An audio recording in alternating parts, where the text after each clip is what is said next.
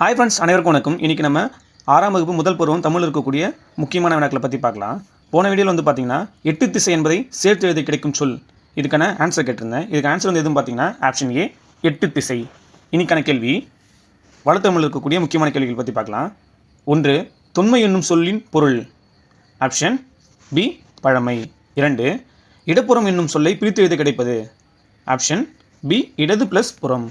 3. சீரிழமை என்னும் சொல்லை பிரித்து எழுத கிடைப்பது. ஆப்ஷன் பி சீர்மை ப்ளஸ் இளமை. 4. சிலம்பு ப்ளஸ் அதிகாரம் என்பதை சேர்த்து எழுத கிடைக்கும் சொல்.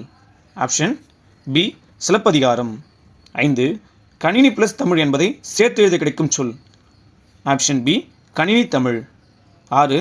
தமிழ்மொழி போல் இனிதாவது எங்கும் காணும் என்று பாடியவர். இதுக்கான ஆன்சர் ஆப்ஷன் பி பாரதியார். இது உங்களுக்கான கேள்வி. மா என்னும் சொல்லின் பொருள். இதுக்கான ஆன்சர் கண்டிப்பாக மறக்காமல் கமெண்ட் பண்ணுங்கள். நம்ம வீடியோ